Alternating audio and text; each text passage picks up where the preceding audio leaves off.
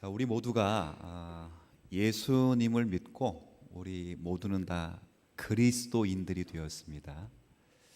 이 그리스도인이 되었다는 것은 무슨 의미냐면 말 그대로는 그리스도께 속한 사람이 되었다 그런 뜻입니다. 그러니까 그리스도인이 되었다라는 말은 그리스도께 뭐해 있다고요? 속해 있다, 속해 있다는 뜻이에요. 그래서 그리스도인을 한자로 하면 기독교인, 그러니까 그리스도라는 말을 음역을 한자로 하니까 뭐 말이 없어요. 기독 한자에 뜻이 있다고 생각하지 마십시오. 그냥 그리스도를 한자로 음역 처리하니까 기독. 그러니까 기독교인이라고 하는 것은 그리스도를 믿는 사람, 그리스도인. 이 말은 정확한 의미로 그리스도께 속해 있는 사람 그런 뜻입니다. 자, 그러면 저도 그리스도를 예수님을 구주로 영접했고 여러분도 예수님을 구주로 영접했기 때문에 저와 여러분은 다 그리스도인입니다. 그리스도인. 그러면 저도 마찬가지고 여러분도 마찬가지인 것은 저 여러분이 다 지금 누구에게 속해 있다는 말이죠? 그리스도에게 속해 있습니다. 자, 이게 참 중요한 전제입니다. 자, 그러면 그리스도에게 속해 있는 사람에게는 세 가지가 분명해야 됩니다. 제가 1년 전에 주기도문 사도신경 이거 10경 나눌 때 분명히 말씀드리고 아주 가끔 말씀드린 것처럼 그리스도에게 속해 있다는 증거가 세 가지로 나타나는데, 그러니까 세 가지가 분명해야 돼요. 소속이 분명하듯이 이 세 가지가 분명해야 된다 말씀을 드렸습니다. 뭐가 분명해야 되냐면 첫 번째는 우리가 무엇을 믿고 있는가, 이게 분명해야 됩니다. 그러니까 이제 저도 여러분도 그리스도에 속해 있어요. 그래서 그리스도에 속해 있기 때문에 믿는 사람입니다. 믿는 사람이라면 첫 번째 무엇을 믿어야 되는지가 정확해야 됩니다. 그렇죠? 여러분 무엇을 믿고 있죠? 쭉 설명하는 것 그거 그죠? 그건데 그걸 가장 명료하게 가장 간결하게 요약한 것이 무엇이라고요? 그렇죠. 사도신경이라는 거예요. 사도신경. 그러니까 물론 더 많은 신앙 고백이 확증되어 있지만 그 더 많은 더 확보된 확증된 신앙 고백이 훨씬 귀하지만 그러나 역사적 가치에서 가장 간결한 것, 이 사도신경입니다. 그래서 거기에는 우리가 믿는 바가 무엇인가를 삼위 하나님과 삼위 하나님 베푸신 은택들에 대해서 쭉 설명한 12가지의 고백이 사도신경입니다. 두 번째는 무엇이 확실해야 되냐면 내가 믿었으니까 믿는 자들이, 우리 오경 권사님 오늘 기도하셨거든요. 믿는 사람들이 어떻게 살아야 하는가 이거죠. 그러니까 내가 믿는 게 확실하다면 믿는 것을 신념으로 해서 어떻게 살아야 하는가, 어떻게 살아야 돼요?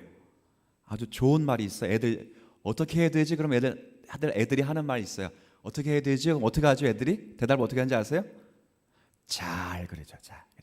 어떻게 해야 됩니까? 라고 말할 때 성경은 뭐 그런 이야기가 아니라 우리가 지금 배우고 있는 어떻게 살아야 하는가, 그럴 때 무엇이 제공해 주고 있다고요? 십계명이 우리가 어떻게 살아야 되는지를 제공해 줍니다. 근데 이게 단서가 있습니다. 내가 믿는 바가 확실하지 못하면 그냥 십계명은 착하게 살라는 겁니다. 착하게 살. 그런 의미는 아닙니다. 십계명이 착하게 살라는 의미가 아니에요. 내가 믿는 바에 근거로 해서 내가 어떻게 살아가야 되는 규준이기 때문에 이건 사도신경과 십계명을 연결해서 해석을 해야 됩니다. 그래서 십계명이 내가 어떻게 살아가야 되는가를 말해준다, 이렇게 말씀을 드렸습니다. 마지막에는 뭐가 중요하냐, 뭐가 분명해야 되냐면 내가 믿는 바가 중요하고, 두 번째는 내가 어떻게 살아야 되는가가 중요하고, 마지막에는 살면서 무엇을 추구하며 무엇을 소원하며 살아야 되는가. 근데 그건 낯설할 필요 없어요. 이것을 가르쳐 주신 기도문이 있는데 주님께서 가르쳐 주셨다 그래서 무슨 기도라 그러냐면 주기도라고 부릅니다. 주기도가 바로 우리가 무엇을 추구해야 되며 무엇을 유익을 구하며 살아야 되는가, 이것을 보여주는 것이 주기도문입니다. 그러니까 여러분과 제가 그리스도에게 속해 있다고 말하면 반드시 이 무엇을 믿어야 되는가, 어떻게 살아야 되는가, 그리고 무엇을 추구하며 살아야 되는가, 이 세 가지가 분명해야 돼요. 이것이 사도신경과 십계명과 마지막에 뭐라 그랬죠? 그렇죠? 주기도문. 이것으로 우리가 확인을 해야 되고, 이 세 가지가 가장 잘 확증돼서 보존된 것이 바로 쉽게 설명하면 신앙 고백과 교리문답이에요. 여러분이 일전에 한번 배워봤던 하이델베르크 고백도 사도신경과 십계명과 주기도문 순서로 되어 있고, 우리 지금 교육부서에서 배우고 있는 웨스트민스터 소요리 문답, 대요리 소요리 문답도 바로 사도신경과 그 다음에 십계명과 주기도문 순으로 우리에게 전체적으로 우리가 믿는 바가 무엇인가를 잘 소개해주고 있습니다. 자, 우리가 지금 함께 나누는 게 뭐냐면 십계명입니다. 십계명. 십계명은 자, 그리스도에게 속한 자가, 자, 제가 아까 뭐라 그랬죠? 십계명이 뭘 가르쳐 준다 그랬죠? 어떻게 살아야 되는가를 알려준다 그랬습니다. 이 십계명은 크게 두 덩어리로 나눠집니다. 1계명부터 4계명까지는 하나님을 사랑하라는 의미고, 그 다음에 5계명부터 10계명까지는 이웃을 사랑하라는 것으로 나누어지죠. 그렇죠? 5계명은 우리가 확인받은 대로 부모를 공경하라는 말씀을 통해서 이 사회에 세우신 모든 질서를 존중히 여길 것을 가르쳐 주셨고, 6계명은 하나님의 형상으로 지음받은 자를 존중히 여기라, 그렇게 해서 살인하지 말라는 말씀을 통해서 하나님의 사람들을 존중히 여길 것을 가르쳐 줬고, 그 다음에 7계명 간음하지 말라고 한 것은 내적 성결이 무엇인가를, 우리의 성결에 중요한 것이 무엇인지를 확인해 보았고, 우리 지난번까지 8계명 도둑질하지 말라는 것을 통해서는 우리가 이웃의 소유권을 존중 여길 것을 이렇게 쭉 이야기하고 온 터였습니다. 자, 오늘은 이제 9계명에 대해서 이제 이번 주 다음 주 살펴봐야 될 것 같은데, 이 9계명 다시 한번 여러분 한번 아주 간결하거든요. 한번 읽어보세요. 시작. 내 이웃에 대하여. 그러니까 딱 뒤에 것만 딱 읽으면 뭐라고 되어 있냐면 거짓 증거하지 말라 이렇게 되어 있어요. 그러니까 하나님의 형상으로 만들어진 사람을 해치는 거짓 증거하지 말라, 이런 의미입니다. 이것만 가르치는 거 아니에요. 뭘 우리가 많이 오해하는 게 뭐냐면 9계명은 거짓말하지 말아라, 이걸 말한다고 생각하는데 반은 맞고 반은 틀렸습니다. 9계명은 거짓말하지 말라라는 말씀을 가르치는 것이 분명하지만 그 앞에 전제가 있습니다. 무슨 전제가 있냐면 남을 해치기 위하여 뭐하지 말라고요. 요겁니다. 8계명도 도둑질하지 말라는 것을 통해서 다른 사람의 소유권을 침범하지 말라 해서 이웃을 보존하고 살아. 아까 제가 말씀드렸죠. 10계명은 크게 두 부분으로 나눠지는데 두 번째 부분은 이웃을 뭐하라 그랬어요?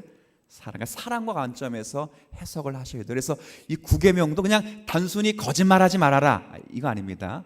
거짓말하지 말라는 말이 맞지만, 결과로는 맞지만 왜 거짓말을 하지 말아야 되는가? 그러니까 이웃을 해치는 거짓 증거를 하지 말아라, 이 이야기를 이제 하게 되는 내용을 오늘 좀 살펴보도록 합니다. 오늘 그래서 성경을 이제 이웃을 해치는 거짓 증거를 한 실례를 제가 소개 한번 해드리도록 할게요.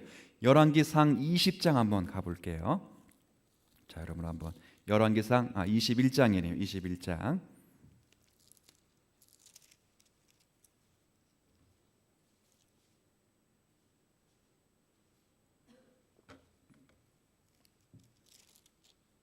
자, 열왕기상 21장. 제가 가진 구약 성경은 554쪽입니다. 열왕기상 21장 1절부터 10절까지를 교독하도록 할게요. 자, 열왕기상 21장 구약 성경 554쪽. 우리가 잘 아는 이야기입니다. 우리가 잘 아는 이야기니까 한번 교독하도록 할게요. 제가 먼저 읽겠습니다. 그 후에 이 일이 있으니라. 이스라엘 사람 나봇에게 이스라엘의 포도원이 있어 사마리아 왕 아합의 왕궁에서 가깝더니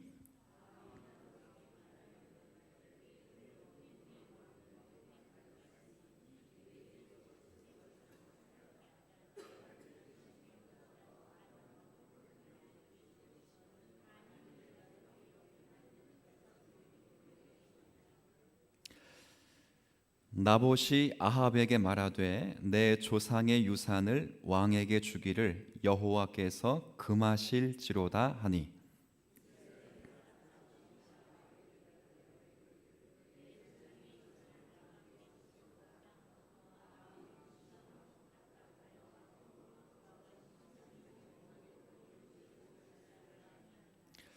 그의 아내 이세벨이 그에게 나와 이르되 왕의 마음에 무엇을 근심하여 식사를 아니하나이까.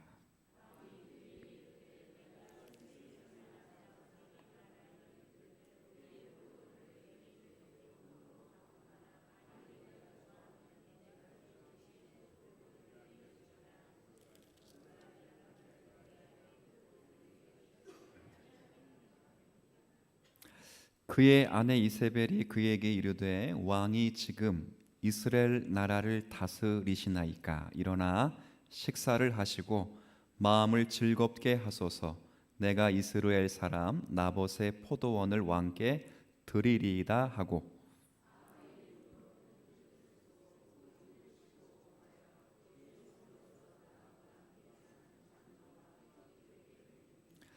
그 편지 사연에 이르기를 금식을 선포하고 나봇을 백성 가운데 높이 앉힌 후에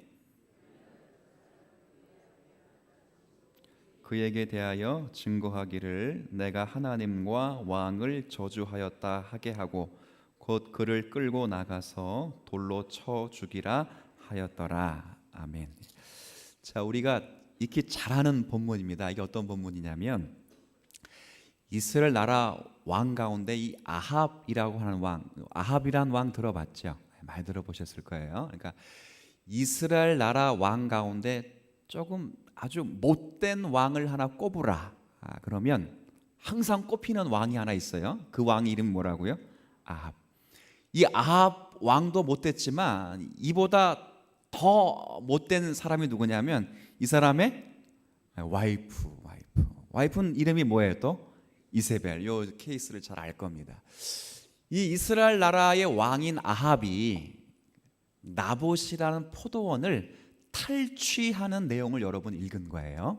이게 어떤 내용이냐면 사마리아 왕궁이 있습니다. 이스라엘 수도가 남유다가 분리되고 북이스라엘도 수도를 정해야 되기 때문에 사마리아 수도를 천도하고 사마리아에 왕궁을 설치해 두었습니다. 그러니까 왕궁을 딱 설치해 두었는데 왕궁은 지었는데 왕 앞에 좋은 포도원 밭이 하나 딱 나 있는 거예요. 근데 그 포도원을 왕이 생각할 때는 야 이거 왕궁 정원을 삼으면 참 좋겠다. 이제 그런 생각을 딱 하게 됐어요. 근데 이제 그게 자기 포도원이 아니고 남의 밭 포도원이거든요. 그 포도원 주인이 누구냐면 나봇이라고 하는 포도원 주인이 있습니다. 그래서 이 아합이라는 왕이 나봇을 찾아가서 불러다가 이야기를 했죠.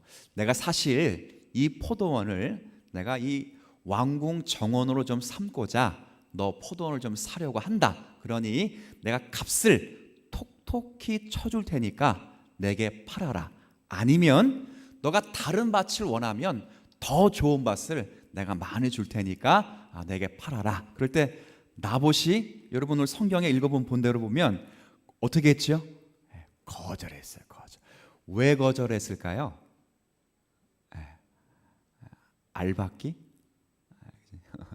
이제 뻥튀기 뭐라고 하죠? 배나 부풀리고 해서 그런 게 아니고요. 이스라엘 나라의 아주 고유한 토지법 때문에 거절했습니다. 이게 무슨 말이냐면 이스라엘 모든 토지는 하나님이 무상으로 골고루 나누어 주신 것이기 때문에 원주인은 당연히 누구겠어요?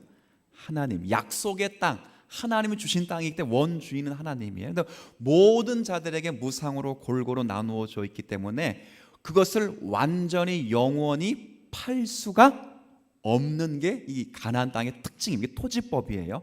혹시 살다가 너무너무 어려워서 급하게 자기가 가지고 있는 땅을 팔 경우가 있더라도 반드시 50년째가 되는 희년을 맞게 되면 땅을 산 사람이 무상으로 땅을 돌려주는 그런 제도가 하나 있었습니다. 이런 제도를 통해서 그 땅을 영구히 팔 수 없고 하나님의 것임을 기억하고 하나님의 약속의 땅에서 거주한다는 것을 확신시키기 위해서 그런 제도를 만들어 두었어요. 그러니까 이 나봇이라고 하는 사람은 그런 맥락 속에서 아합 왕이 아무리 좋은 값을 제공할지라도 팔지 않았던 것입니다. 근데 문제는 이렇게 이제 이스라엘 나라 토지법을 가지고 팔지 않겠다고 얘기하면 사실 아합 왕이 알았다고 해야 되는데 이제 아합 왕이 이제 배가 슬슬 아픈 겁니다. 그러니까 법 때문에 저것을 빼앗지는 못하는데 그래도 저걸 갖고 싶어 가지고 이 사람이 어떻게 했는지 보시면 자 한번 4절 한번 보세요.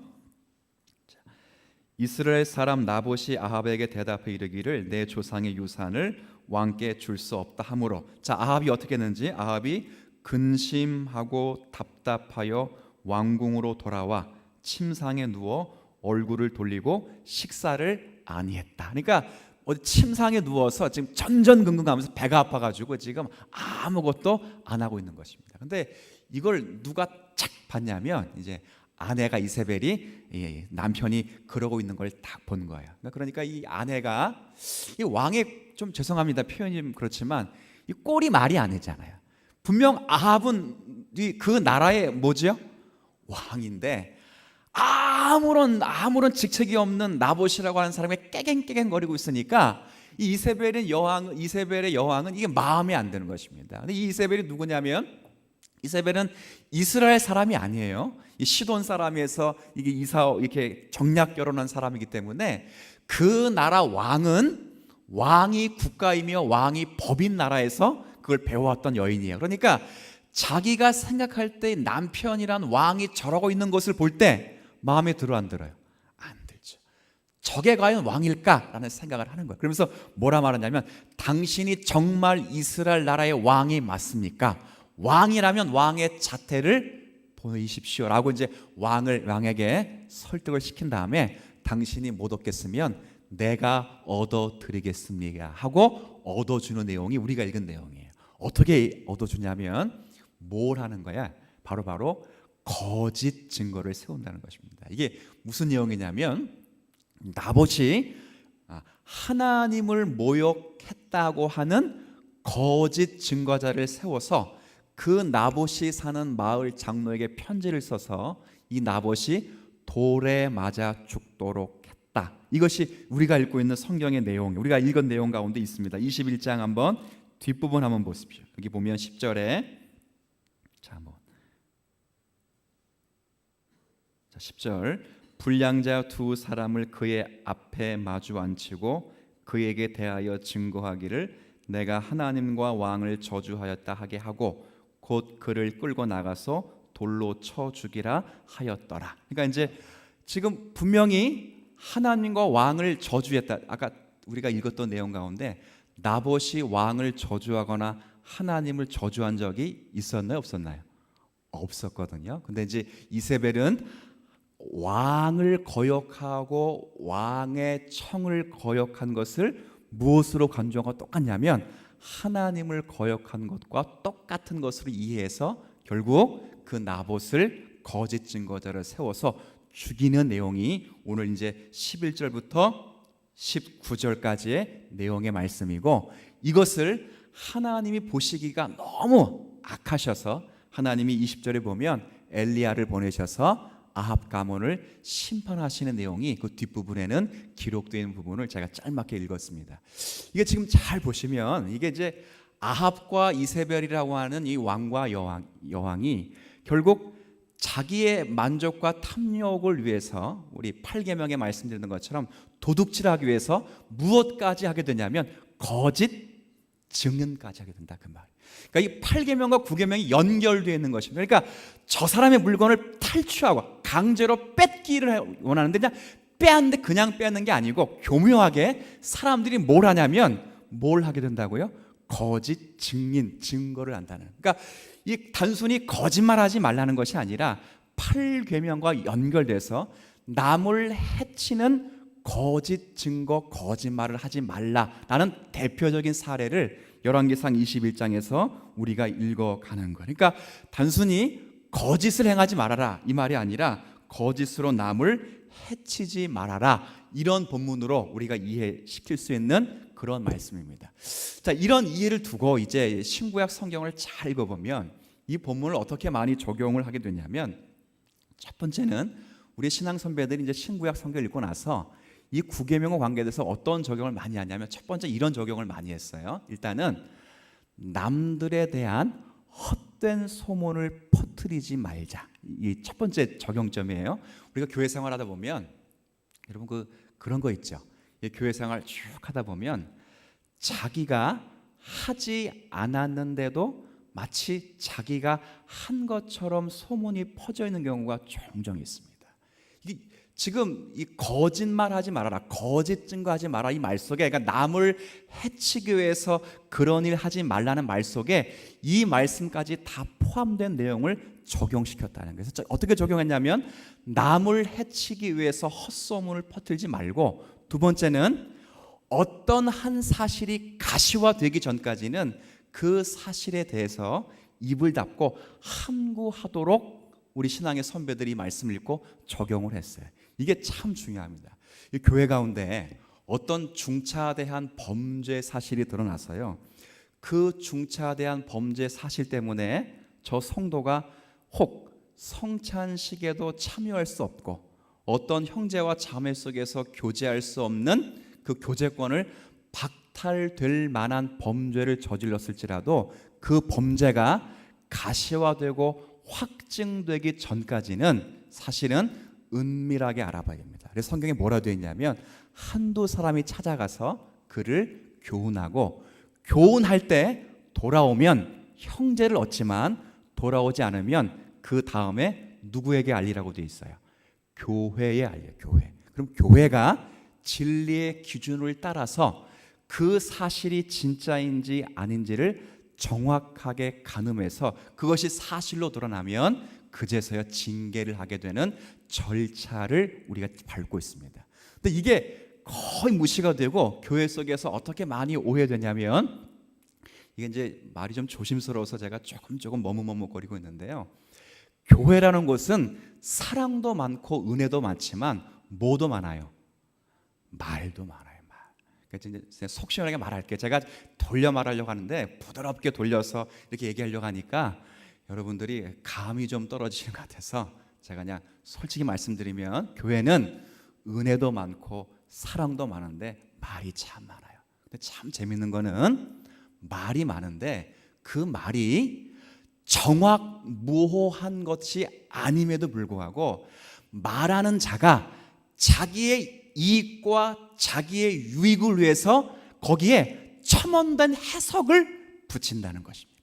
그러니까 상대방에 대해서 고려하는 게 아니고 저 사람에 대해 이야기하면서 자신의 유익과 자신은 다른 사람이거나 자신은 조금 더 나은 사람이라고 보이기 위해서 저 사람에게 밝혀지지 않는 사실을 조금 더 첨언해서 이야기하는 경우가 많을 때, 그걸 가르쳐 제9계명을 범한 것으로 우리 신앙의 선배들은 간주했어요. 제가 이 이야기를 하면서 여러분에게 좀 부탁드리고 싶은 게 뭐냐면, 성도들은요 말을 아끼는 분들입니다. 그러니까 은혜도 많고 사랑도 많지만, 물론 말도 많아야 되겠지만 어떤 부분에서 말을 아끼게 되냐면, 여러분이 자기 자신을 돋보이게 하기 위해서 남에게 아직 밝혀지지 않는 그런 일들을 함부로 발설하거나 말해서는 결코 안 됩니다. 이게 구계명과 연결돼서 해석하는 거예요. 또 다른 이야기는, 조금 더 이야기하자면, 자기를 포장하기 위해서 자기가 100% 하지도 않은 일, 자기가 정확하지도, 자기 사실과도 관계해서 정확하지 않은 일을 0.1%도 플러스해서 말해서도 안 된다. 그게 몇 계명을 어기는 거냐면 9계명인 거예요. 간증 조심해야 돼. 간증. 그죠? 간증을 왜 간증을 하지 말라는 게 아니라, 간증을 잘 들어보면 정말 그 간증 쭉 들어보면 간증이 정말 100% 진실일까? 제가 믿음이 없어서 그런 생각하는 게 아니라, 여러분 이게 많습니다. 우리가 겪지 않은 것까지도 나의 유익과 나를 돋보이게 하기 위해서, 그래서 약간의 무슨 조미료 뿌리듯이 조금 더 플러스를 해서 말하는 경우가 많고요. 남의 허점과 단점도 자기의 유익과 자기를 돋보이게 하기 위해서 나는 저 사람과 달라라는 차원에서 말을 덧붙이는 일들이 교회 가운데 사실 많다 그 말이에요. 근데 그 모든 말과 첨언된 모든 말들이 사실 10계명 가운데 9계명을 엄밀하게 범하는 것입니다. 단순히 거짓말을 했기 때문에 범하는 것이 아니라 남을 지금 뭐 하고 있어요? 해치고 있는 차원에서 거짓말을 정죄하고 있어요. 이게 참 중요한 거예요. 만약에 거짓말을 한다면, 자 보세요. 자 이제 북한군이 내려올 때 보초를 쓰는 사람이, 우리 군생활 하신 분들은 여러분 암고라는 거 아십니까? 암고. 그죠? 우리가 암고는 보초 쓰는 사람끼리 이제 이게 암호가 똑같은 건데, 약간 제가 예를 들어서 뭐 철새 그러면 저 사람이 철이 이렇게 이야기를 해주는 거예요. 근데 만약에 북한군이 쳐들어올 수 있도록 암호를 우리에게 물었다면 성경에 거짓말하지 말라 그랬으니까 알려주면 그거 잘하는 겁니까? 못하는 겁니까? 그렇죠. 그러니까 단순히 거짓말하지 말라 이 이야기가 이게 아니라는 거예요. 대부분 우리가 그렇게 알고 있는데 그렇지 않습니다. 우리가 교회 속에서 신앙생활하면서 하나님을 믿는 성도들이라 말하지만 많은 경우에 자기 자신을 위해서 남을 폄하하거나 자기 자신을 돋보이게 하기 위해서 자신을 치장하는 일, 그것을 신앙의 이름으로 하지 말 것을 성경이 우리에게 가르쳐주는 말씀이 오늘 이 말씀이라는 거예요. 그러니까 이게 대단히 중요합니다. 신앙생활이라고 하는 것은요, 제가 늘 이야기했지만 우리가 십계명의 두 번째 계명 속에, 두 번째 분류 속에 말씀드린 것처럼 사람을 사랑하는, 이웃을 사랑하는 것으로 증거돼요. 그러니까 내가 신앙생활을 잘하고 있다는 것을 무엇으로 증명되냐면, 제가 늘 말씀드리죠. 제가 지난주에도 그런 말씀드렸죠. 거룩이라고 하는 것은 북을 치고 꽹과를 치고 할렐루야를 남발하기 때문에 거룩이 아니라 여러분이 하나님의 계명과 그 규례의 말씀에 순종하고 그 말씀에 반응하며 살아가고 있을 때, 그때 여러분의 삶을 두고 어떤 삶이라고 말할 수 있다 그랬어요? 거룩한 삶이라 말할 수 있습니다. 우리가 신앙생활을 잘한다는 것을 무엇으로 확인되냐면 옆에 사람이 여러분을 통해서 행복과 기쁨을 누리게 됩니다. 여러분 잘 보십시오. 고린도 전서 12장 13장 잘 보면 모든 은사가 다 있는데 그 은사를 사용하는 딱 제일 중요한 이것이 없으면 그 은사는 내게 아무 유익도 되지 않는다 그랬어요. 그게 뭐예요? 그게 사랑입니다. 그렇죠. 그러니까 사랑은 그런 의미에서 가장 큰 은사이기도 하지만 어떤 의미에서는 은사를 은사되게 하는 방도예요. 그러니까 잘 보시면, 그러니까 사랑이 없으면 은사는 일이 안 되는 게 아니에요. 일이 안 되는 게 아니라고. 방언을 하거나 뭐 영분별을 하거나 신유의 은사가 있거나 이런 은사가 있으면 일이 추진 안 되거나 일이 안 되는 것이 아니라 일은 되는데 사랑이 없기 때문에 그것이 덕이 되지 않는다 그 말입니다. 구계명이 지금 그것을 가르쳐 주는 거예요. 거짓 증거하지 말라 그럴 때 단순히 거짓말하지 말라는 착한 사람이 되자 그 말 아니에요. 제가 말씀드렸잖아요. 우리가 믿는 바가 무엇인가를 확인하지 않고 단순히 읽으면 착한 사람 되자, 그게 아니라니까요. 무엇을 중심으로 하여 살아가는가 그럴 때 많은 사람들을 사랑으로 넉넉히 베풀어 주는 그런 사람의 기준이 되기 위해서 거짓 증거하지 말 것을 강조하는 것입니다.